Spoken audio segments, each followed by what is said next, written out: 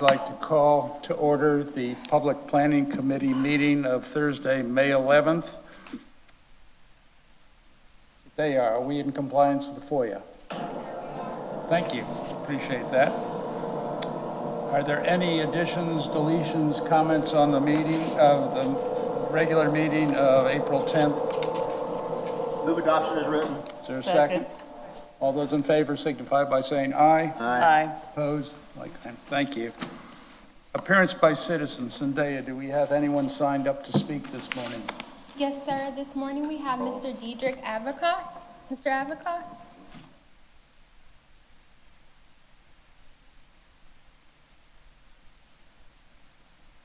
Well, thank you, and thank you for the opportunity to speak time here. And I really want to thank the town and the committee for taking this resilience efforts. I think it's very, very necessary. And I also am very expertise in the house with Jeff and Brian and other people taking this effort. My one relevant comment is that when we start this process and we have a firm on board that's going to advise us on this, to not have public outreach at the very beginning, because we are talking in a vacuum really, unless you have something really to show. And I think that would be sort of undermines the credibility of the process. Once we have something to, some form of strategy outline, discuss with the public and other relevant parties, I think it'd be very useful. So I would encourage that to change that in the RFQ. I also wanted to just make a remark, and that is that resilience goes far beyond what we are doing. I think we're doing water-related issues and how the town deals with it in all its facets. But I think that the next step would be to look at additional factors that require resilience, really. Resilience is also being able to bounce back from weather events or other events. And that means that it dovetails into workforce housing. You've got to be able, as a sort of one industry island, have to be able to get back on your feet again. There are other factors that come into play, like workforce housing. With that, you can step 4 steps, which is looking at energy. So how well are we situated with energy? Are we looking at other sources of energy, solar and tidal energy? What are we doing with water resources? Are really looking at our water resources. On the north end, they are going to install a osmosis because the aquifers are running out. Grey water, if you go to Bermuda, you'll see that all the houses have water retention or other than drinking water. And I think that's something that long-term would be good. Thank you, Diedrich. Appreciate that. Zendaya, I overlooked a roll call. You can look at us. Do you need us to speak? I'll do it for the record, just Okay. to make sure. So, Ms. Bryson? I'm here. All right. Without my microphone, my apologies. No worries. Mr. Stanford? Here. Ms. Becker? Here. Mr. Ames? Here. All accounted for, sir. Thank you. There is one amendment to the agenda today. The applicant for the proposed Islander mixed use within the Sea Pines Circle District requested postponement to a later date. Thank you. First item of business is a discussion and presentation of the short-term rental program, Phase 1. Welcome. Mr. Chair, if we could, I think we're familiar with the history. If we could jump to the nitty-gritty, I think that might be helpful. Right to it. If that's okay with the rest of the committee. Heard it before. Well, yes, in terms of the program, but I'm not sure what nitty-gritty contains for information. And so So if at the end there are questions, But we can go We'll through each of the revisit. slides and so that we can make a determination. Yeah, I was just, the first slide is key dates, and I don't think we need to go through all those dates again. Thanks. Honored and excited.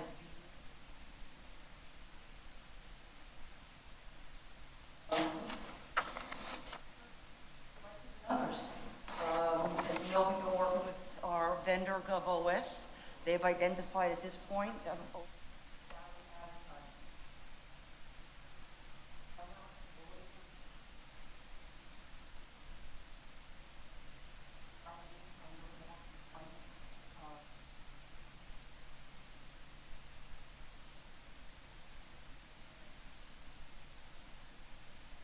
Of that, GovOS has verified there's approximately 14,000 active cases as of April 20. Our 75% of the listings have been identified. We have identified over 5,997. That number actually is over 6,000. Permitted at this point over 6,000. And is since, as we said, possible 14,000.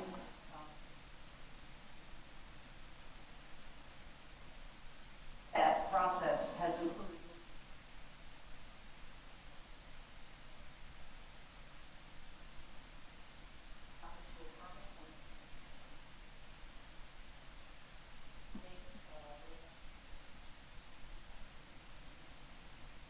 normally that takes about 1 year.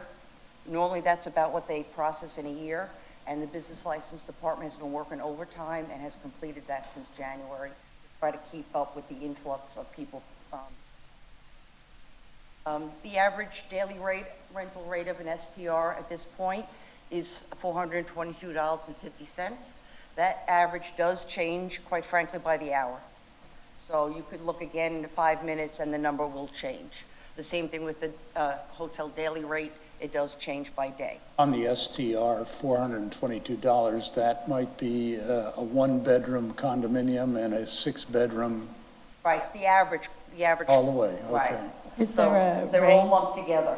is there a range that we can get so that I understand the average, but I'm just curious I'm sure as we to can what get the that high end of that is? No problem. And the low end, quite honestly. Before you go away from this slide, explain to us 14,000 listings and only 6,000 identified by GovOS. Where's the differential there? Okay, so first they have to comb all the ads that are in this area. Right. Then they have to determine where they are located. Once they determine where they're located, they now say that this could be a potential STR. Then it has to go through their review process to see if the ad longitudinally and latitudinally actually matches to that address. So there's different levels of what they've identified. So I know it's kind I'm of... sorry, I don't follow. In other words, so they may have 14,000 active listings, but so far, they've only identified a total of almost 9,000 that they say for sure are renting at this time period. Some of those listings for sale, possibly? Oh, absolutely. And that explains the Oh, absolutely. As a differential? matter of fact, just since January, since this started, we have closed and opened over 700 permits. And those people who have already paid for a permit and then have already sold it or taken it off the market or changed it to long-term. So, and that's just based on the first batch of letters that we sent out and the second batch. So we're still cleaning up from that, and we haven't even sent out now the next 2,000 letters. No criticism intended at all. I'm just trying to Yeah, understand. oh, the no, numbers, right? absolutely. That's what I'm here for. Is there data tracking in terms of those open and closing so that we know which of those categories each might fall into? Whether it was a resale and we're waiting for a new owner to Yeah, get a permit, I can pull that for you, yeah. and in particular, well, all of those ones that you mentioned, those that have converted from short-term to long-term, if they giving us that information, I'd like to see that data. Yeah, no Sean, problem. you're We can pull that. requesting? Oh, I'm sorry. I'm not sure if this will help, but I'm going to ask the question. Barb's our power user and expert on this. But the 14,548, it might be one unit that has multiple listings. Right. And so if you've got if let's say you have 1,000 units and they're all listed on 3 different services, there'll be 3,000 active listings, even though the number is much smaller. So maybe that will help. You made it that clear. You disparity. made it clear. Sorry. John? And so if you take the 14,548, and that's 75% on the next line, is they're still working on that other 25%? Correct. So that's still a work in progress? Correct. Okay. And of the almost 6,000 short-time rentals identified, and the permits that are received, those are just further breakdowns of that bigger number? Correct. So we're just drilling it down here. Go ahead, Barbara. Now we can talk a little bit about inventory data that we've collected, just to give you a little bit of an idea. Of the permitted, now this is only the ones that are permitted, of course. Approximately 1,600 are single-family homes. The rest are villas. 56% of the villas are 2-bedroom units. Average occupancy is 6.1 maximum occupancy for a 2-bedroom villa. We've issued approximately 350 permits to homes that have more than 5 bedrooms. And of course, the average square footage of a single-family home that is permitted is a little over 3,000 square feet. Average number of designated parking spots, and that includes garage parking, is 4.25 for single-family homes.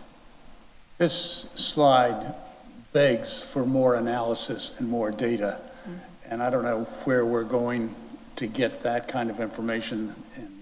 Just touch the surface, quite frankly, I think, about what is available. I think the key would be for us to be involved in the talks for the next years so that we can prep the application process, so that the application includes the information you want, because once we get it from the homeowner, we can then present it to you. Let me give you an example. If approximately, what is that, 25% or something are single-family homes. I think it's 28%, but in any case, if we begin to locate issues of abuse in single-family homes, that's one policy direction.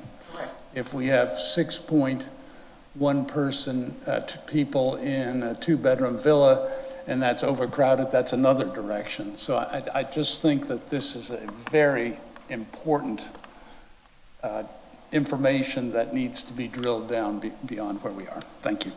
And just in a question along that is, what we haven't identified, and is a question for me, is how, I see that 6.1 is the average maximum occupancy for a 2-bedroom villa, but oftentimes we know that people are not sleeping in villas, in bedrooms per se, Right. that there are, multiple places that people have created sleeping space.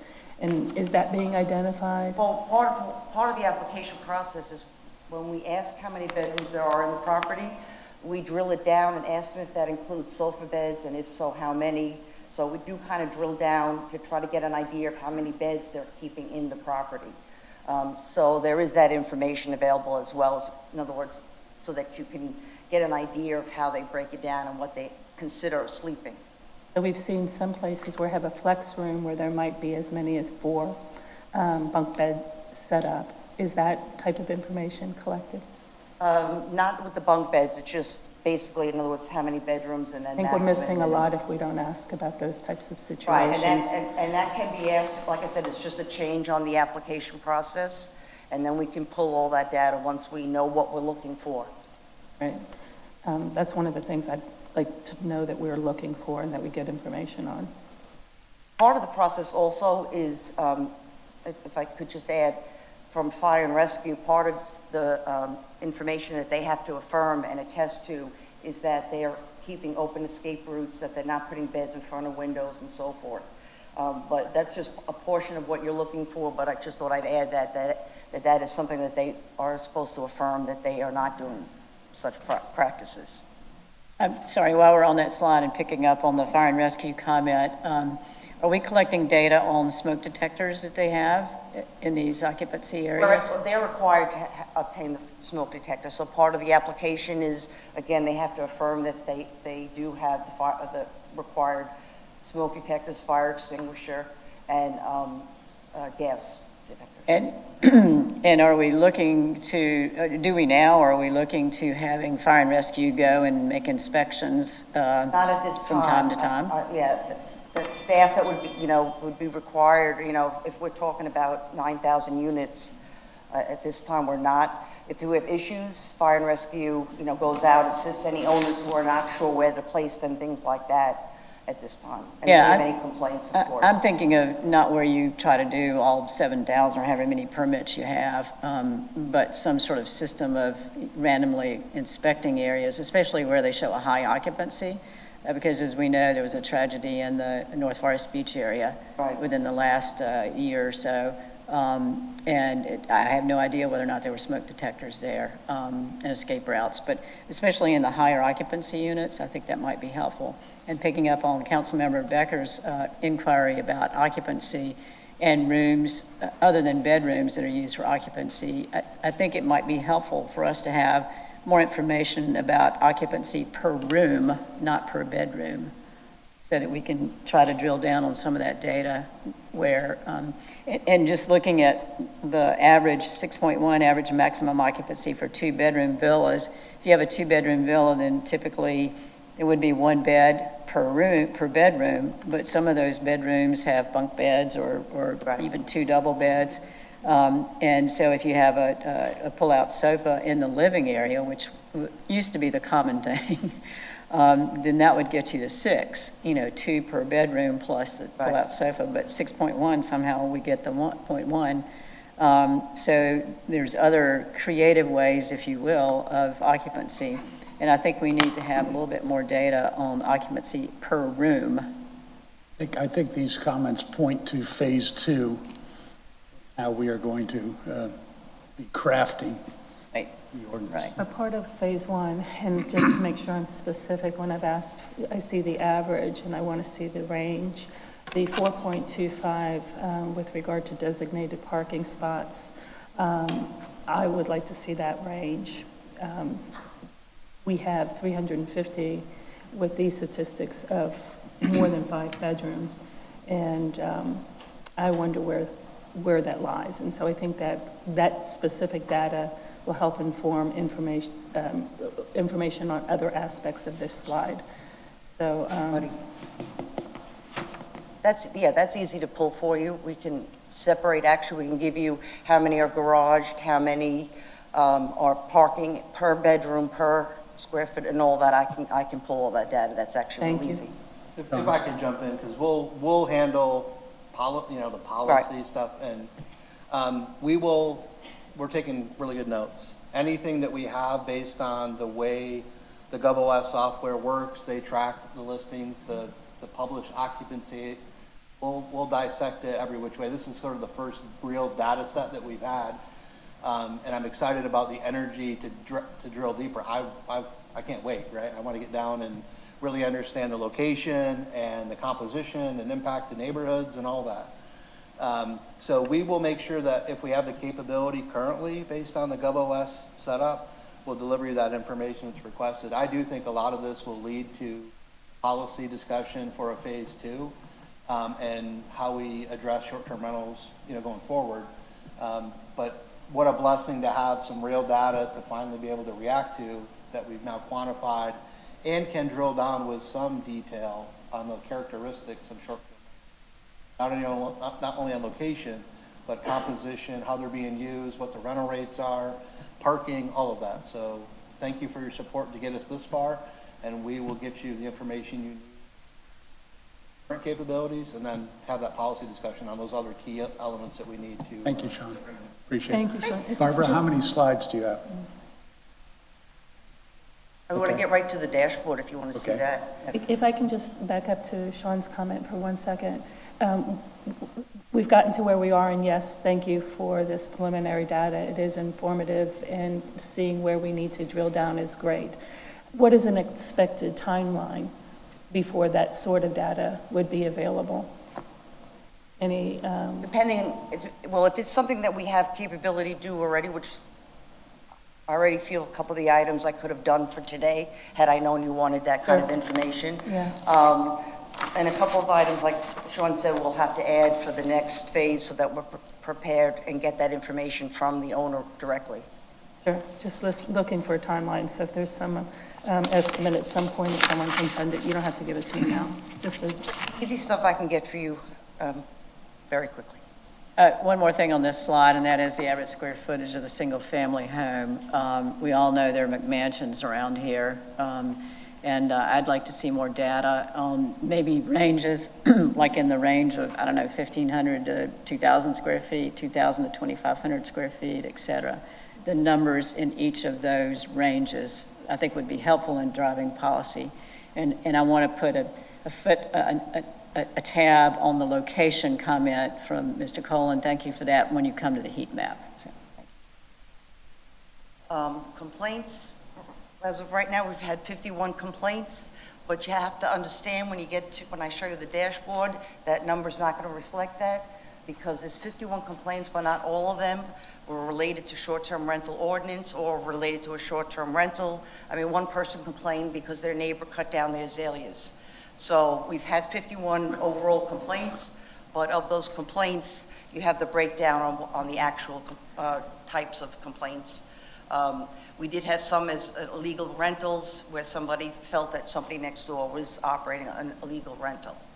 I want to try to get to the dashboard because I think that's the piece you want to see. I want to stop at this Oh, one though, certainly. because this is one of the ones that is important to me. 51 total complaints. I hear the explanation how some of them may not necessarily be related to short-term rentals. Does this number include complaints that are going through gated communities security rather than, right, so that's an important number. Yes. That needs to be received and included. Does this list also capture complaints that are going directly to the Sheriff's Department rather than through GovOS? I don't know how I would be able to obtain that information. But I'll let Bob speak to that a little further. Okay. He might be Those are better important at- numbers to include because that gives us the big picture and not just a small snapshot. And having had my own experience with GovOS, I'm not sure that my complaint after 5 days of being up all night were captured here because of the poor response through GovOS. The Sheriff's Department did a fine job. Having said that, when I, and I'll use my own example, it's always the best, had to, after 5 days, make a complaint. My first call was to GovOS. It took me 5 minutes, lots of frustration, trying to find the number. And then with no success there of any sort, moving on to the Sheriff's Department, and then taking the time after that, now fully awake at 5:20 in the morning, to find the email address for GovOS to lodge the complaint, to which Code, our staff, did a phenomenal job, but no response from GovOS directly.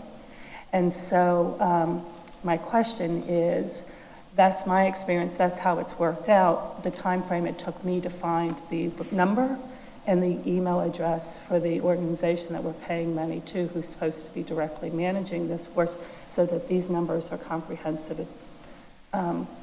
People need to be able to find it. I think we've addressed that since your last meeting when you mentioned it. Met with communications, we've met with Renee, changing the website, making it more accessible. So I don't know, how much more in terms of that I can do after working with them and putting, them feeling they've put it in a spot that's pretty accessible. So my suggestion is beyond the website, Okay. if that's been addressed and fixed. I think when you pull up the town's website, it needs to be identifiable right there, and you shouldn't have to hunt anywhere for it. So there should be a hotline number, big and red, on the main page, so that's the first thing people see when they're looking for that help. I think we can also do some other types of publicity, get I know that we were very concerned about phone numbers internally into rental units so that the number would be available. The number needs to be available to those who might have the need to have it at their fingertips. on the Good So is there a Neighbor mailing that can happen, or something, some other type of means of publicizing that information? Because, yeah, email blast, it's not always an online I just met with access. communications. I know that Caroline and so forth, they were putting together a news blast. I know that they just posted something else for us. So if it hasn't already posted, the hotline, it should be any day now, because we've talked about pushing it through with Kelly and with Carolyn. So either already happened or it should happen any day now. Something in print, something that's so that people have it at their fingertips is, you know, the old refrigerator magnet type of thing. Mr. Bromwich? I've heard that complaint before. Sure. We're going to work on that. Okay.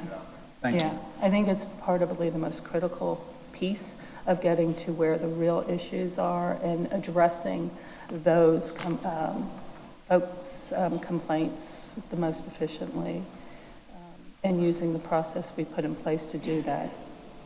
Vast majority of these noise.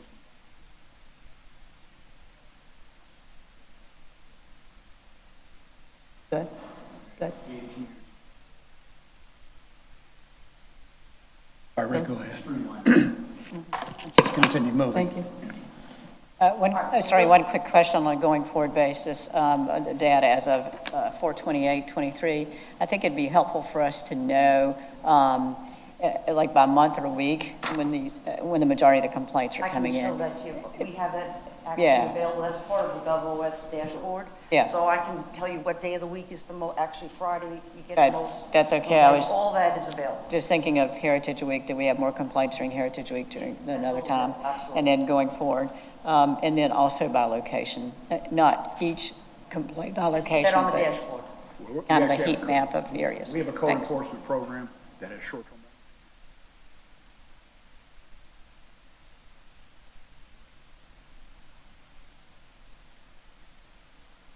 Great. Thanks. So real quick on the hotline itself, after your experience, I went right to GovOS, said this is unacceptable. We have to come up with a solution, and how can we move forward? And what is there to expect with this hotline? I think that's something that we have to keep in mind. It's really just a tool for us to gather information. They're only going to make the one contact to the owner, and they're going to contact code enforcement. There is no process for them to contact the complainant at any time. So you would get a contact from code enforcement. The average wait time is 2 to 8 minutes, and you can leave a message. Everything answered in the time in which it's been received. We did ask, because we found that there were some new operators. I met with GovOS, said that can't happen, not with Hilton Head. I said, we have way too many people. You've got to give me your more experienced people. We've got to retrain them. So we worked on the actual script that the operators use. We made some changes, some updates and so forth, so that hopefully what happened to you does not happen again. And if the STR agent does not call, they can, voice message is left, and code enforcement then follows up. Bob's team follows up with an email and any follow-up that they need to do, whether it's field visit, etc. I just want to make sure I'm clear. I use myself as an example, but there are other examples of that same sort of situation, and thank you for taking care of it, that I've heard from others across the island trying to use the system. And so while this is all great, and I'm thrilled to have this information in my hand, my bottom line ultimate goal and job and responsibility is to make sure that folks who are being affected are getting the type of response that they need. And the only way I can be sure is by having as much data and information as possible to follow through on. So thank you for what you're doing. It's a step forward and a lot of help. But this isn't just about me. This is about the community. Okay. That is correct, absolutely. So in addition to the hotline, there is an online complaint form. That does not get answered as quickly as if you call first. That, in other words, because they're going to address anybody that's calling, and then they follow up with the emails. notice immediately if there's an online complaint put in or a hotline complaint put in. Code enforcement then follows up. They monitor the hotline complaints daily. They have access to the GovOS system, so they put in their own notes on the follow-up and so forth. And then, of course, it gets followed up by Bob Bromage. I'm going to show you our dashboard. That's what we've worked so hard for. Most of the staff is actually working on Saturdays and Sundays to try to put this together. So, and I have to thank IT, because without them, we would not have had this dashboard. Basically, this is an internal dashboard. This data is as of May 9th, 2023. And this is going to be more of your detailed information that you may want. This gives you can click by property, you can click by complaint, you can search by neighborhood. There's also a new feature that we just, IT just put in for us, a heat map to give you an idea of the bigger areas that are affected. Zoom in, kind of get an idea what neighborhoods are affected, etc. Basically, any information that I can collect, we can put into the dashboard for town staff to review, to collect data, average parking spaces, all that kind of information. We also have an external dashboard for the public. It'll be a little simpler. They'll be able to search by zip code, neighborhood, or address to see whether or not that particular property is in fact short-term, has in fact received their short-term rental permit. We will not show the people who are not permitted, and we will only show the people that have received their permit at this time, as of that date that the data is pulled. This would be a good place to add that contact information, a phone number to call in. That's a Public- great idea. public That's light. easy to add. Yes, sir. That's a great idea. So this is the first viewing, public viewing of this dashboard. Like for instance, all the neighborhood information, that all had to be entered manually. So you figure almost 6,000 permits. We had to go in manually and enter all those neighborhoods because it was something we thought about collecting afterwards. So this was really quite a process. I'm really proud of it. It took a big team to do this, and IT, up to the last second, right before we met, they put that hot maps part of it in for us so that you can get different ways to view the information. So This is really very helpful, and I think it's helpful also, I just want to make sure I'm clear. So all of the little dark dots with the green centers, those all each represent a short-term rental. that is correct. And so we can see just by a glance Visually, the yes, ma'am. concentration. However, we can also see that this issue is not in just one area. It is across the island and growing. I'm looking forward to future maps on this. So in the presentation materials that are available for today's meeting to the public, shows staff dashboard will show a number of things, includes hotspots, or hotspots where there are more complaints or where there are a high number of short-term rentals. A high number of short-term rentals, but we can add the complaints as well. We just discussed it right before this meeting. So those That's how close to the deadline we made it. But yes, that will be added. Yeah, so hotspots are high number of short-term rentals. Correct. Okay, I'm not asking for complaints to be added because I think I see that you have them on there, but the hotspots. And why do you call them hotspots? Is it because of the intensity? Because I think this helps us, to Mr. Collins' point, in phase 2, what are we going to do in the future and what data do we have to be able to drive our decisions? Where is the intensity of location of STRs? And so what are the issues there? And I see him approaching. Thank you, sir. Having me back at the podium. Yeah, a lot of times when we look at planning, we look at heat maps, right? High activity or concentrations of, and so that's what we're trying to get, what we talk about hotspots or whatever. Right. Density. It's really just a heat map of activity more than anything. And you can look at this map here, especially at that scale, and Right. see there's a pretty hot spot almost along Sea Pines and all the beachfront property on there. But as Barb mentioned, if you look at the left, you can click on a specific neighborhood, it'll zoom in. And there's a difference between the 8,300 that's on one dashboard and the 5,700 that's listed there. We've identified others that we need to batch and contact to make sure that they get into the system. So we would need to have an internal staff one that we're managing, and then this one to be able to demonstrate verified registered users. But it'll have the same, we have the same capabilities. It's just a matter of what we want to turn on and turn off to have this out of it. This is a wonderful. Great job. Making my foot hurt, though. You know, the island is in the shape of a foot or a tennis shoe, and I feel like I'm getting plantar fasciitis. Yeah, this one's a little askew, trying to fit it in there just to give you an idea. But again, we've really touched the surface on the dashboard itself in terms of what we can collect and what we'll be able to collect. And I'm finding out more every day just by working with the IT department and our GIS analysts. So it's just, like I said, just touching the surface. Same thing in terms of our project itself. You know, we've really just begun. We got to get our next mailing out, which is going to be well over 2,000 more letters being sent out. We're still training staff. We're still collecting data. We're trying to find new ways to assist the public. We just set up a new kiosk so that the public can come in, try to apply for it on the kiosk, and then we're there to help them because we're finding a lot of people need some help with applying, and a lot of them are coming in. So we set up this kiosk, which we got from IT. We're real excited about it. So we're finding new ways to help the public get licensed and permitted.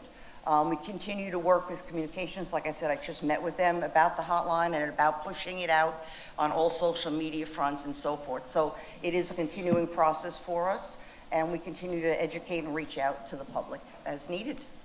So, and with that, if there's any further questions. Barbara, fantastic. Any further questions, Mr.? I'm interested in what enforcement there's been from a unit that's been identified that has refused to take a license, to get a license. Well, at this time, the ordinance does not give us that much for them from not getting the permit, because there's no penalty, there's no late fee in the ordinance. So we're very limited. So we are trying to encourage people to get the license by May 31st, because they do have to get their business license by April 30th.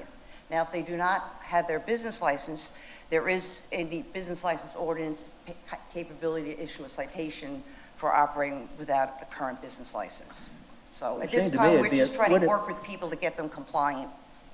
Wouldn't it be a misdemeanor for someone to refuse to acquire the permit? I would think so. Bob would know better if it's Maybe we need to clarify the ordinance. We can do that. And that would be helpful Right. for my job, to be completely honest with you, when people ask me, what is the due date? Let us know what you want. You know, what is the penalty? What is the late fee? We can certainly cite them for not having a business. And what about not having a short-term rental? That they're short-term running and they're not. You gotta have both. I agree. That's correct. I think we need some clarity on this, maybe work with the town attorney to find out what we need to do, if there's anything we need to do to amend our ordinance to make it clear about enforcement, late fees, et cetera. We talk about the gated communities, they actually have. Palmetto Dunes and Sea Pines has a.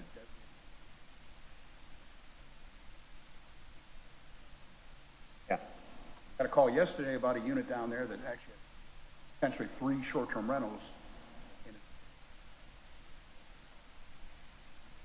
Well, let's do what Ms. Bryson suggested and follow up. Appreciate that. May I? Yes. Chair? First, I wanted to say thank you. I know this is a new program.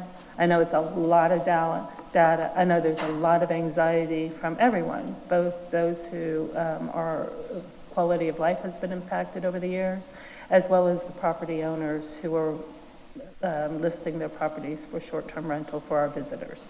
So lots of pressure and stress on you. And I know that I had a phone call from someone who was having some difficulties figuring out their permit and the rest.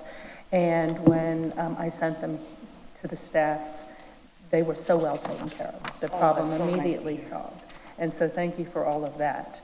I do have a question with regard to permits, and just another data point at some other time. Are most of those permits being, maybe even licenses, since I know they're two separate, are they being applied through the property management team or the individuals who are Most of them coming are through? done, most of the permits have been applied by individual owners. We do have some big companies that we've been working with to give them all the information to get the permits, but majority is the individual owner obtaining it themselves. You mentioned something, and I just want to say, I heard you, and open, when you identify, or your department identifies needs to make your jobs easier, please let us know. Thank you for your time. Don't And I'll leave get yet, back to you, Patsy, Betty. do you have? Yeah, just one quick thing. For those who are watching us online, I'd like to let you know that when you go to the town's website, look under Major Initiatives. And under Major Initiatives, you find Short-Term Rental Program. And then you can find more data. And I was just looking to where to find the dashboard, and that's not on that Not same. yet. This is the first view. Yeah, First view. gotcha, We have not gotcha. put it public yet. So, but the question is, there's two different places to look. One is under Major Initiatives, and the other is under Maps. And if it's not done already, I would suggest our IT folks, so it'd be in both places. Yes, ma'am. So if you wanted to see that heat map, if you will, that you showed us, not the public one, then it'd be both under the short-term rental initiative as well as under Maps. Yes, ma'am. Thank you, Barbara. Thank you. Just a second, please. Barbara, thank you very much. That was well done, and appreciate the progress. It's been a Herculean task over the last 6 to 8 months. Thank you. I invited a couple of people to come and speak to this issue, even though the council is not taking action. So who would like to address the council? I see, ma'am. Come on up. Rentals. Sorry. As well as live here and own short-term rentals. Sorry, I want to make sure the clerk got your name for the record. Patty Courtney. Patty Courtney. Yeah, Okay. that's- Thank you, thank you, thank you. You know, today marks, in terms of measuring both the problems and solutions in play for short-term rentals, a really good point. We have the data provided that just gathered today that realistically shows roughly 6,000 vacation rentals and 51 problems reported to date. While that might not be the whole story, more data still needs to be collected to make sure all the properties are in compliance, as well as the residents' concerns are quantified and addressed. The dashboard could be launched. The dashboard that could be launched would be vital for professional managers as well as owners to stay in compliance with properties, whether they service it themselves or through a management company. As professionals, we use data analytics in our everyday business life. This type of information is key to guide what next steps should be discussed and directed, and the narratives for improvement. Now the discussion should turn to how more collaboration with the community and better understanding of the data, mine solutions, and reviews with residents and businesses can affect the community. So the real question we have is, can we form a committee that is owners, businesses, and the community to opine on this, to get involved with it and take all of the concerns into account? That's really the request we have. You know, there are 40 short-term professional rental companies, yes, but there's also owners who rent.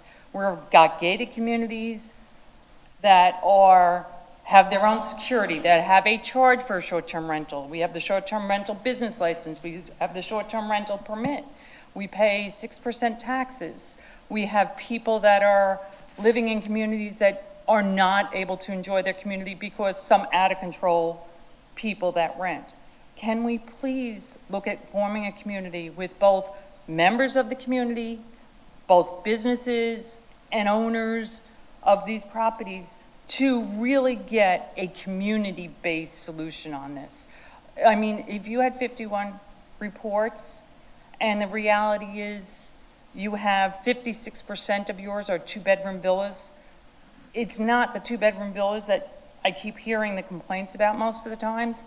So for 46% of the STRs, 56% are being dragged into their problems. It's a problem in the communities, it's for everybody. I live Thank you. here, Thank you, ma'am. and we all need that, that's all. Can you please address doing a community? Thank you. group? Appreciate your time. Is there anyone else who would like to address the dais?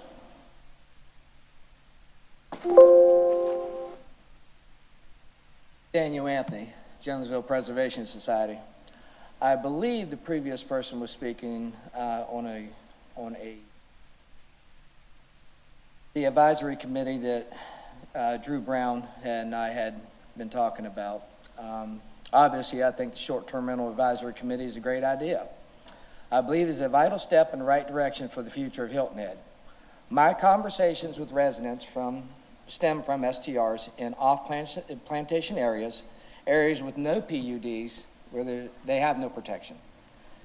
I've listened to conversations up and down the coast and across the state, and we've got some work to do to catch up to other municipality leaders and strike a balance between residents and visitors. I agree the advisory committee should include people from both sides of the issue, commercial and residential. Only then can we have a fair discussion and isolate the problems and develop the solutions to not only solve today's issues, but also the issues we will undoubtedly face in the future. You've asked me to get involved. I have. You've asked me to think outside the box. This collaboration with Drew is evidence of that. Now, let's do something crazy. Let's put the mule in front of the cart this time. So today, I ask this committee to forward a motion on the town council to form a short-term rental advisory committee made up of the commercial side and the residents alike.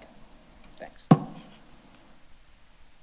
Thank you, Mr. Anthony. Is there anyone else who would like to address the dais? All right, thank you very much. I appreciate the time we have spent this morning. Barbara, again, thank you for your work. Next on the agenda, the resiliency plan. Consideration of a resolution supporting the proposed approach to complete strengths, weaknesses, opportunities, and threats and resilience plan for Hilton Head Island.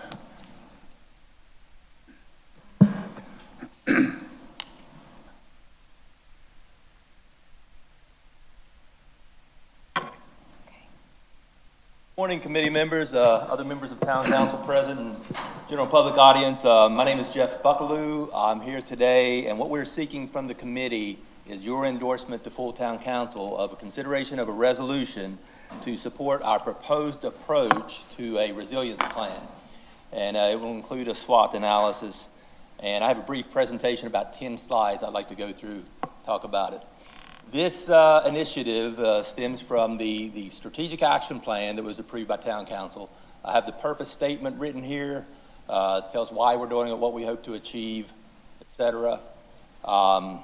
This is also mentioned in the comp plan, the 2020-2040 hour plan on Hilton Head Island. There was a goal number 6 regarding resilience. You'll see there bullet number 1 is what we're really focusing on today. There are 5 other bullets we will deal with in time or are currently dealing with. But this project, this effort is to develop and implement a resilience climate adaptation plan to address coastal flooding, sea level rise, other issues the island could face due to climate change. What is resilience? One thing I'd like everyone to get in the habit of is saying resilience instead of resiliency. You can look at the grammar police online, etc. Resiliency is more something used in psychology and the soft sciences, I think. But anyway, with the hard sciences and in this field, everyone seems to think resilience is the correct term. Thank you for the correction. Yes, sir.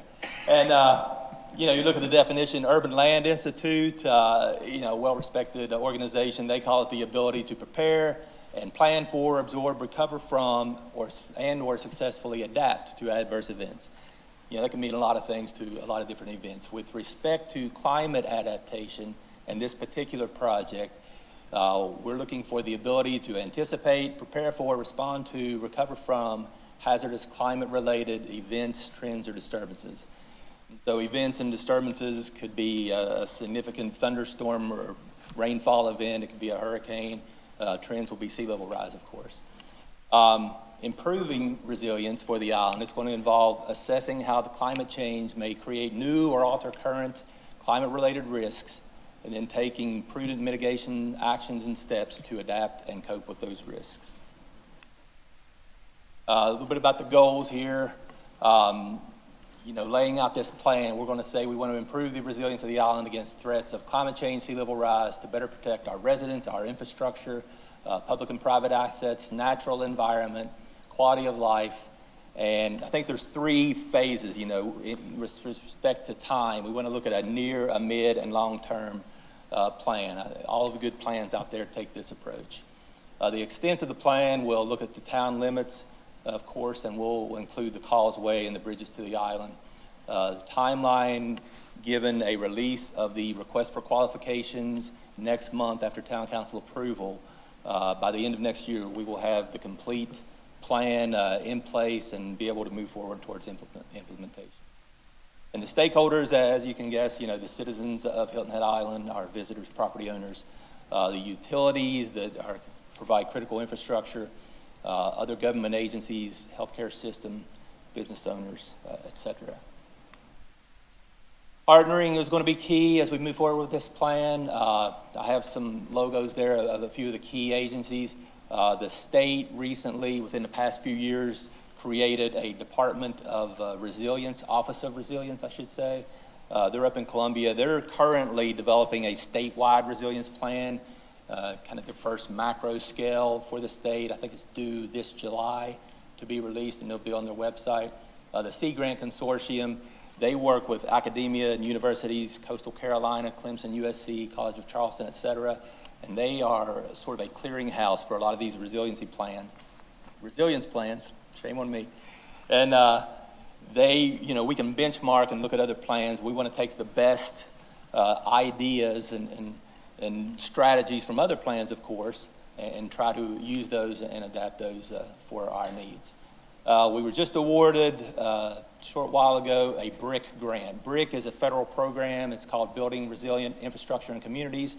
FEMA issues the grants. The South Carolina Emergency Management Department is the coordinator and is the one who will oversee our project. And that's a $75K grant, of which there is a 25% local match, so we net about $56,000. And talking about the numbers, the budget, we have $250,000 programmed from the Stormwater Utility Fund this year.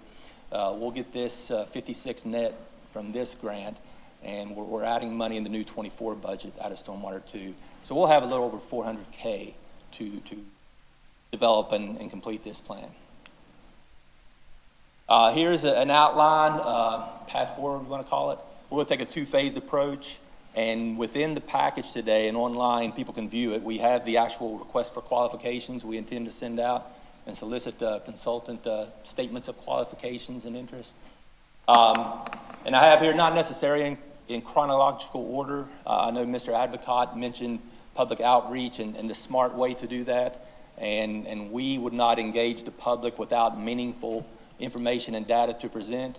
So, I've got that kind of high up there, but we will work with our communications department and make sure we do that at a smart time in the process. Sorry, can I stop you while you're talking about that? I appreciate your comments in that from Mr. Advocate. I think, as I understand it, a large part of that might be helpful to have some education to the public about why are we doing this and what are the needs, because I think his point is we don't yet have the data to be able to ask the public about it. But if that could be focused a little bit more on education and helping the community understand what resilience is and why we need a plan, I think that would be helpful at the outset. And for sure, folks are going to offer input at the time. But I think that would be a big piece of it when we get started.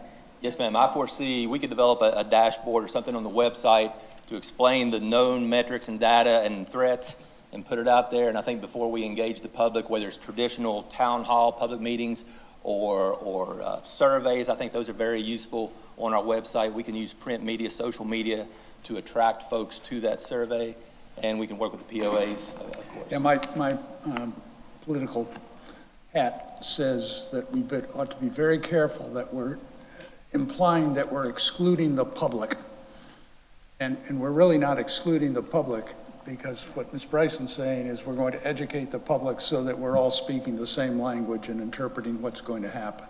Yes, sir. Understood. It doesn't preclude them from providing input. Right. And so you'll see we have, we will look at town regulations, state and federal regs that relate to this issue. Floodplain management is a big thing we do, storm drainage system assessments. We have a great inventory and GIS of our stormwater systems. We've been measuring, surveying, inventorying our stormwater infrastructure since the mid-90s, and we've done several detailed watershed studies with hydrologic and hydraulic capacity, where we simulate rainfall, different events, 10-year storm, 100-year storm, et cetera. See how much the existing system can convey, where the deficiencies are, and inundation, who may be flooded, streets or homes, et cetera. And before you leave phase one, I should say at the outset, if you could see my feet, they'd be doing the happy dance. I'm so happy that we're doing this. But of the different kind of topics, storm drainage, beach renourishment, flood inundation, I think information on our freshwater capacity would be helpful to gather at phase one, because as I understand it, we're going to need to address the freshwater supply as part of developing the plan. So I think we need to specifically add freshwater information in there. Yeah, and I'll get to, you're correct, critical infrastructure, of course, our potable drinking water and well salting up, et cetera, is an issue that we need to address, yes. And then in the end, this will culminate in a SWOT analysis. So we want to get that done at the end of phase one. We're going to say, here are the strengths, weaknesses, opportunities, and threats. And then we will amend this contract to go do more detailed analysis and modeling, fine tune it, let's say, and then present the mitigation strategies, whether it's soft mitigation through new rules and ordinances, et cetera, and hard mitigation through engineering projects to raise roads, put in stormwater backflow prevention, more pump stations perhaps, and we'll go through that process. And, sorry, at what point would we be looking at building code requirements and land management code provisions with regard to looking at how to best plan for resilience? In the first phase, we will look, I've got a public policy and regulations, so we will compile all of the town, county, and federal codes and ordinances, laws, et cetera, that affect this issue. Building height, elevation, stormwater design, et cetera. And then in the second phase, I think we'll make recommendations.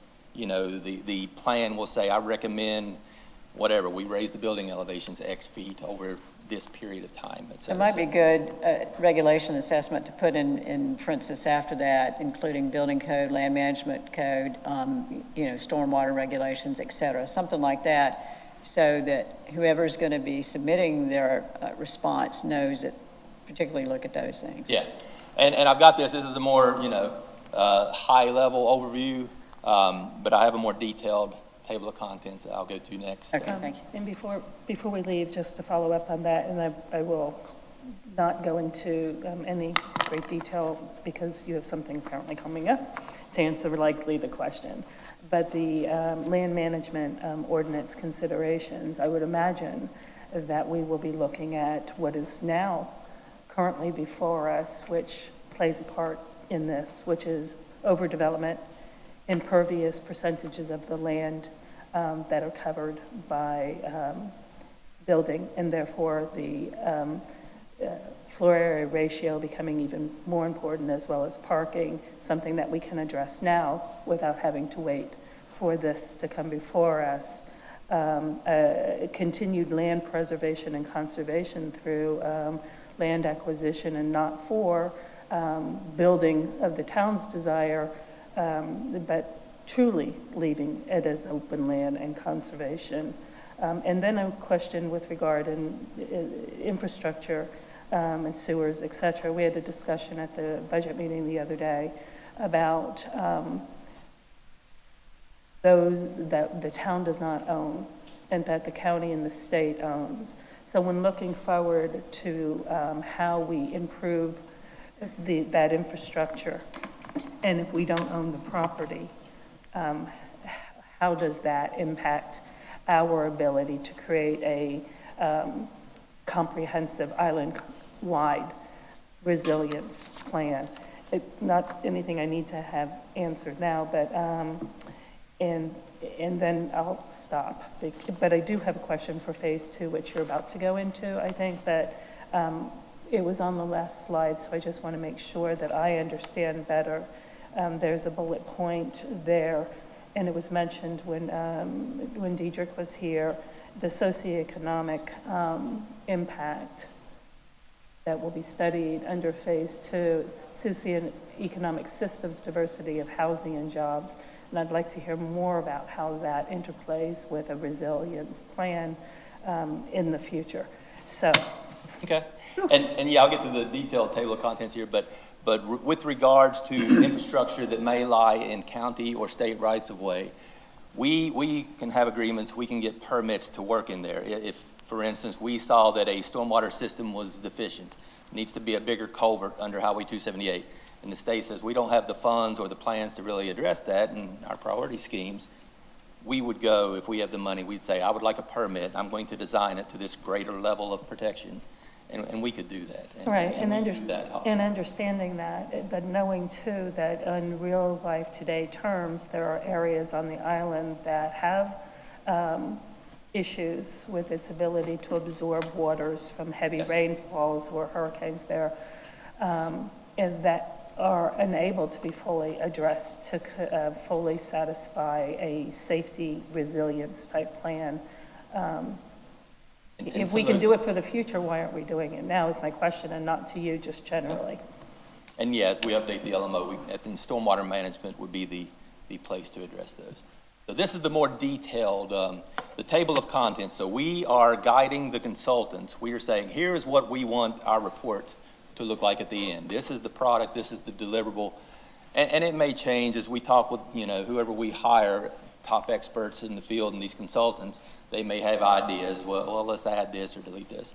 But to help them provide a proper response and explain what we want, we have laid this out, this outline, this table of contents, the first 3 items, of course. Anyone reading this plan, I want them to be able to fully understand what we're doing, why we're doing it, what we hope to achieve. So we'll put those up top. We'll look at the benchmarking, as I said, some early research. We've done a lot of that in-house already, but to pick and choose really, really great ideas from other plans, see what the rest of the world is doing, in fact, to address this, make sure we're making smart decisions. The sea level rise projections, of course, there's a lot of them out there, and NOAA has them, and it may be low, intermediate, high, high. And so, if you think kind of the Goldilocks principle, if the mid is maybe best for planning purposes, don't over-design, don't under-design, et cetera. But that will be a key decision in the process. Sorry, and apologize for keeping interrupting. I'll try to be brief and to the point. Benchmarking and relativity to other plans. I appreciate looking at South Carolina and Beaufort County, other relevant plans. I think it'd be good to look outside South Carolina as well. Because take the Naval Air Base in Virginia on the coast, they've been working with Deltares of the Dutch government to try to solve that. New Orleans, South Florida. So I think we ought to not just limit it to South Carolina. Yes, ma'am, I agree totally. And Florida has done a good job, but they've tried to regulate and kind of standardize all their communities' plans to kind of be on the same page. So Sarasota's plan is not vastly different from Clearwater's plan, let's say. But having said that, more local data is also critical, right? How it's actually impacting our shoreline here in Hilton Head. And I know that from previous meetings, and I don't recall, maybe the chair does, whether or not they were held in this committee, but a discussion that data collection is taking place north of us, probably in the Charleston area, as I recall.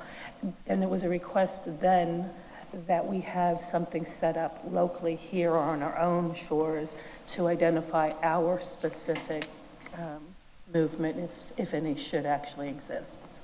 Yes, ma'am. We have installed, it's part of a, oh my gosh, I forget the acronym now, but along the southeast coast of the Atlantic United States, there's a consortium of folks putting in these tide gauges.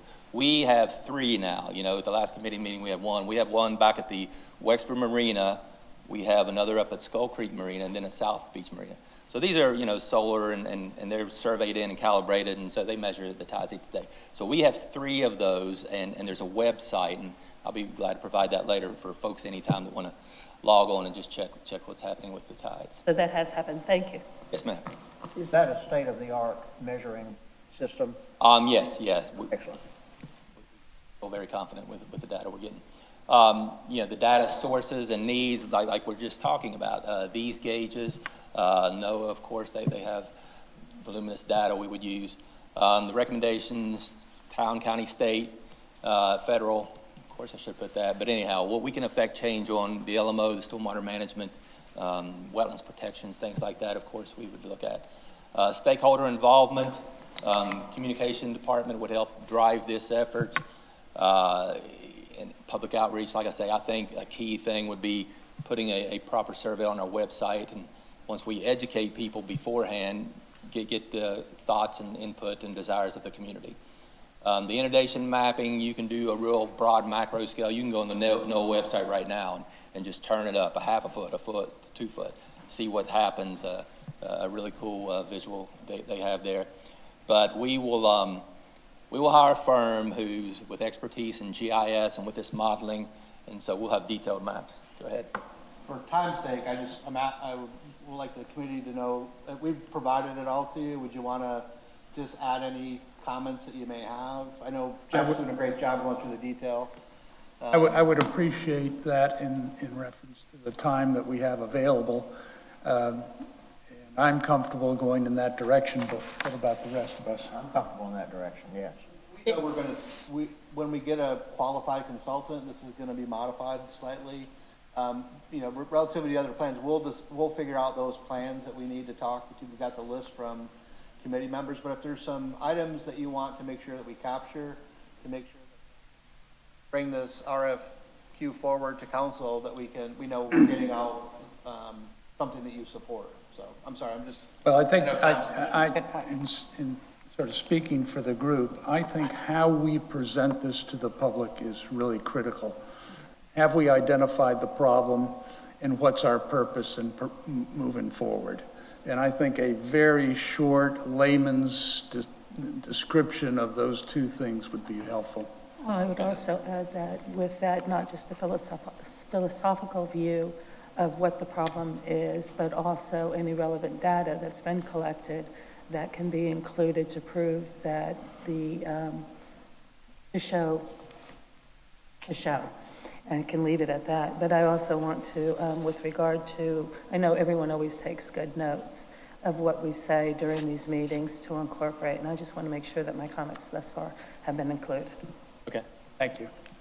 And If you can speed along and let the committee make any comments they choose to make. yeah, this is all in your packet in phase 2 of the table of contents. As I said, once we complete phase 1 and have a better understanding of where we need to focus our efforts on mitigation strategies, hard structures, policy, ordinances, et cetera, we will amend the contract and move forward on that. Here's the timeline. Super specific hard dates. I realize we will intend to meet those, but you see that culminates with a final complete study by the end of 2024. We will have this in the books. And again, this is focused on climate adaptation to sea level rise. There can be other resilience efforts we expand on that will do so, carbon footprint, forest fires, et cetera. And so that's all I have if you have any questions. Thank you very much. I'm glad you're as enthusiastic about this challenge as you are. Yes, no, we're very excited, sir. All right, the next item on the agenda. Do we need to take action on this? No, I beg your pardon. You're absolutely right. There's a consideration of a resolution supporting the proposed approach to complete strength with SWAT resilience. So moved. Is there a second? Second? Is there any other conversation? Not at this time. Zendaya, would you call the roll, please? Absolutely. Mr. Stanford? Yes. Ms. Becker? Yes. Ms. Bryson? Yes, yes, yes. Mr. Haynes? Yes. Motion carries, sir. Thank you, Zendaya. Great job, Thank you, Jeff. Appreciate that. Thank you for reminding me. Presentation and discussion on the creation of Hilton Head Island District Plans Land Management Ordinance Update. Missy?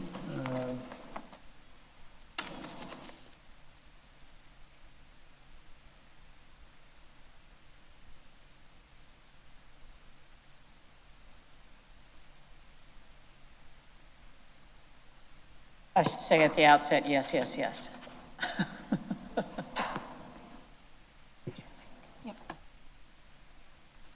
Hello. Quick, Assistant Community Development Director. Been added as a standing agenda item, so we'll report on this monthly to this committee. Today's update is about the LMO project primarily and where we are with the Phase 4 LMO amendment set. At the April 18th Town Council meeting, there was some discussion about adding family compound and family subdivision to the Phase 4 set. And we've looked at that, and it does have some implications to the timeline and delivery of the overall Phase 4 amendment set. And we've identified, well, we've met with some stakeholders as well as with staff to begin to identify what some of the problems we might be finding solutions for as far as the family compound and family subdivision. And then we've also identified an anticipated new schedule for delivery of the Phase 4 set. And that schedule has also changed a little bit since the publication of this memo. We now have an estimated legal review timeframe for the Phase 4 set that's lengthier than we were anticipating. Legal review is going to take 60 days. The amendment set is somewhere in the range of 120 pages or so of code amendment included in Phase 4. And so for that reason, the timeline that was identified here in the memo where we were anticipating still being able to advertise in May has been pushed back. The likelihood of advertisement for Phase 4 is in July. And then the resulting Phase 4 public review process would be starting either in August or September, depending on the date of that advertisement, as it requires a 30-day in advance public notice. And then it would result in completion or final review in October or November. So also we had another attachment that identified, I don't know if it was loaded, Zendaya, that had the Phase 4 details. Is it up? Is this one loaded?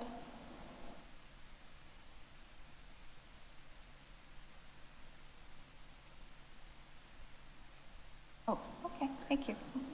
You did it. Okay, so included in Phase 4 then with if family compound and family subdivision, we added it to the content that is included for Phase 4. We are still planning on delivering the content here in Phase 4 as one set through review and approval. Just wanted to hear feedback on the timeline changes and what the input is from the committee on those changes. I think you have hit on some of the important subject matter that we've emphasized needed to be speeded up. So I appreciate that, and I think you're going in the right direction. Yeah, thanks for asking. I think you probably know what I'm going to ask about, and that is, at our March meeting of the committee, we specifically asked to speed up, and maybe even, I think there was a suggestion of having 4A and 4B on standards that are of great concern right now in the community, and that is mass scale, density, height, and floor area ratio. And I appreciate that there are 120 pages, and so longer time period is needed for that, but I think it'd be much easier on us to be able to bite off a smaller chunk and focus on those key areas. And I would respectfully request that we have that done and that the schedule be amended to include that. Let's address that. Yes, please. I told her I went over today, but Sean Cohen, Assistant Town Manager. I've talked to the Town Manager about that, knowing the added time for legal review of 60-day period, as well as the request from a couple council members about the family compound and subdivision and needing to move that along. So I'm prepared to advance those few key items at a quicker pace if that's the desire of the committee. And we will continue on the Phase 4 schedule with a balance that Missy has outlined, including the family compound and subdivision, because we have a little bit of time. If it's a 60-day review process with legal, we might provide those amendments 15 days into that legal review, but they'll just be at the end of that review. So yes, sir. But I'm ready to advance those key areas related to floor area ratio, especially in the residential districts. There are some residential districts that already have floor area ratio and overlays, and so I would not suggest that we impact those current floor area ratios, but focus on those that don't have them. Do that parking calibration and look at height and a few other things related to the protection that's been expressed in these residential areas. So I don't know if we want to call it 4A and 4B, but we can, based on this latest timeline and development, advance a few of these amendments at a quicker pace and try to get those so we have the advertisement here. If we were August, September, October, whatever, in the other phase 4 description, what are we for 4A? So I believe, and I'm going to let Missy elbow me if she needs to.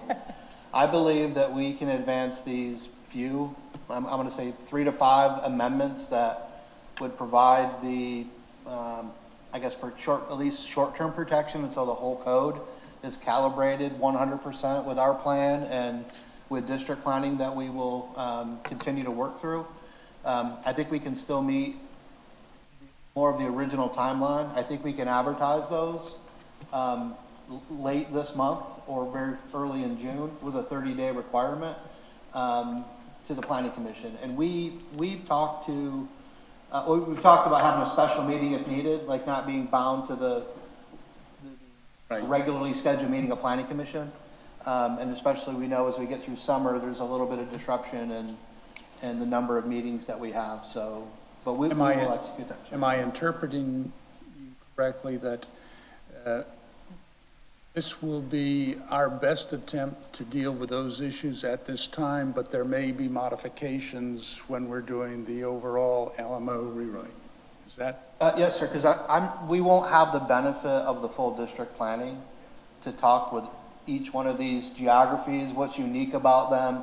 We want to provide some protection to residential areas so that we can address the mass, the scale, those key elements, parking in a shorter period. So. And are you focused only on residential at this point, or are you also thinking about commercial?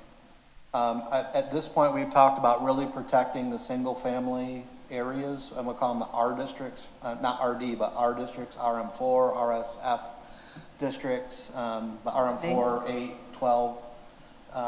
Those residential districts were primarily for single-family homes. It's difficult to calibrate a floor area ratio for multifamily apartment developments at the same pace. So I think we can get out ahead of the single-family expectations and address those in the short term. And then as we move through the balance of phase 4 and then in phase 5, have a much better plan that meets the expectations of the community and council going forward. Is that clear to other members of Public Planning Committee? I do have a comment, though. It would be useful for you to show us the existing floor area ratios in these other districts. Yes, sir, absolutely.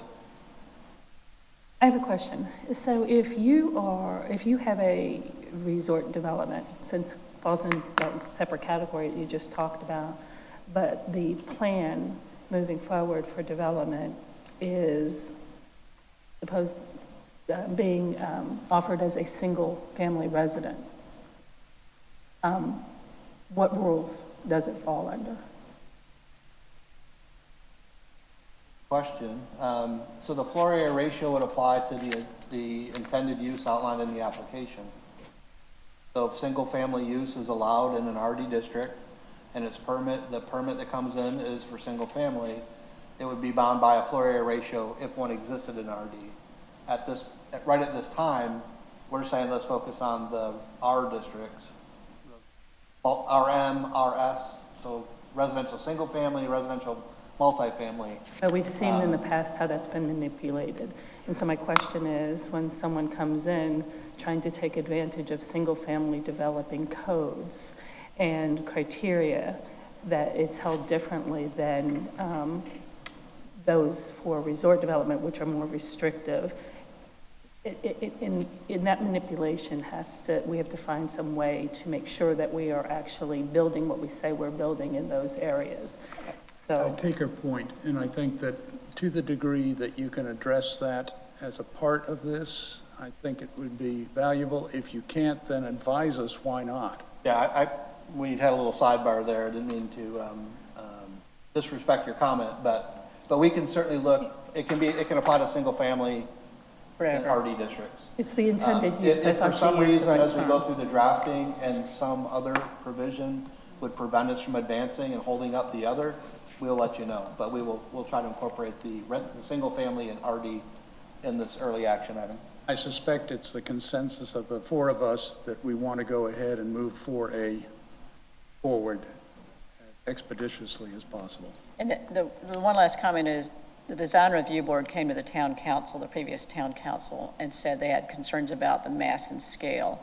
And to the point of Councilmember Becker, I'm also concerned about resort development district and the lack of density and the impact of mass and scale. And if you would look back at the request of the Design Review Board to make sure, and I don't know, I can't remember what zoning district that particular It was up in project was. Mitchellville. Yeah, it was up in Mitchellville, and a large structure on the beach that looked like a big wall is what I remember. So Absolutely. let's take a look We've at got that a lot one. of input from the boards and the residents here in Iltna that we'll be evaluating as part of this. And so we will work to execute a 4A as quickly as we can, and not holding it up as part of the whole package will allow us to advertise in late May or 1st of June rather than in July, middle of July. So And when looking at this, and I don't mean to interrupt, but when looking at this, I just want a word of caution, because I hear lots of little red flags I hear lots of little red flags that are getting raised for me. Every residential neighborhood, RM, R4, whatever the case may be, should have the same consideration with regard to floor area ratio, density, et cetera, that the others have, and that no particular community should be held out as different based on some other criteria other than the fact that indeed it is a residential neighborhood. And so I don't, I do hear red flags in terms of some of those things, but I want to clearly state that it's my expectation to see that all residential neighborhoods are held and at the same standard and provided the same protections, especially outside the gates, where those communities that don't have, as Mr. Anthony mentioned, their own HOAs and covenants, and rely strictly and solely on what the LMO provides for them and has failed them in the past. And so this is the time to clean that up and protect those residents. Understood 100%. So we'll provide the details on the existing overlays that have floor area ratios. We'll also provide data on existing development levels and intensities using floor area ratio of existing single-family homes and districts, and then bring forward to you protection in the residential districts, but also maybe it's a use condition for any single family, regardless of district, that an FAR applies. So let us do that research quickly. We've already got a few things that are been researched and drafted, and we'll break that out and bring that 4A at a much quicker pace than the balance of phase 4. So would the next meeting be with the LMO committee in Planning Commission, or does it come back to us? Yeah, the Planning Commission they've gone back to just consolidated Planning Commission business. Okay. So it would be once we advertise, it's a 30-day period, and it would be at that 31st day, Planning Commission, at least at 31, at the Planning Commission for their review and recommendation, and then come back to this committee for recommendation to council. So, but I think we've talked about the key part is to get the amendments advertised, because on that way we've got something to lean on or to justify the action. Okay? Just to make sure I'm clear in use condition, as you said it, I just want to be clear that a use condition stated to be, well, I'm building this in a residential neighborhood as a short-term rental is not an excuse for a larger floor area ratio, that is residential floor area ratio means, okay, just, But my intuition is telling me that there are different areas of the island that might have different FARs, even though they are single-family. Absolutely. And even the 3 overlays have different floor area ratios. There's a range, it's not a real wide range, but 0.45 FAR to 0.55, depending on. The character of Jonesville is very different than the character of North Forest Beach. And there may be different FARs that apply to one versus the other. That's where my mind is going, but. and the character of other neighborhoods which have been distorted in the past recent years need to be returned to those expected when those original property owners bought their land. Sure. So we'll look at that because it's a ratio of parcel size and home size. So And I don't want to, and I also want to be cautious not to read into, because there's some determination by the town that that's an area where perhaps bigger floor area ratios are appropriate, and those intended uses can be expanded to in a district where short-term rentals are allowed in full force. Those are not decisions that I think that I'm prepared or would be ever prepared to support. So I just want to make sure I'm really clear. I'll be watching this. I want it moved forward as a priority. In my mind, the changes in the land management ordinance will very much help us with regard to any future phase 2 or any of the like with regard to how we see short-term rentals. It's harder to pack 16 people into a smaller unit or 24 people into a smaller home and not exploit those neighborhoods if we just don't have the physical capacity to do so. So it's a two-pronged. Well, and can I say thank you all for sharing the way you do. The short-term rental capabilities from an evaluation and data standpoint are great. Where we're getting with evaluation of these key elements of the LMO, we're all learning and trying to bring it all together so it makes sense. I'm happy. I can't wait to get to work on 4A. I mean, we've already done a bunch of work. I want to bring it forward. And we would never, obviously, we'll present the case and the options and rationale behind it. But ultimately, it's up to Planning Commission and Town Council at the end of the day to make a policy change that they all support. And I hope when we bring it forward, it's a unanimous vote because it's long overdue. I figure it's helpful to give you these thoughts now. And Sean, thanks for your input throughout the meeting. I appreciate that. Missy, anything else for us? That's about it. Thank you. Okay. Sorry, can I say one quick thing? With regard to the time period for advertisement, I appreciate that. We've got to do that. We've got to get all the stuff lined up, make sure we do it accurately. But just looking at the calendar, the Planning Commission in June would not meet until June 21st. Next week, they're meeting on May 17th. So I would respectfully ask out there in Outerland, our colleagues on the Planning Commission, when staff is ready, if a special meeting could be called to move this forward, I'd appreciate that consideration. And other than that, if you could see my feet, they're doing a happy dance. Glad to hear it. Stand adjourned. Thank you. Thank you.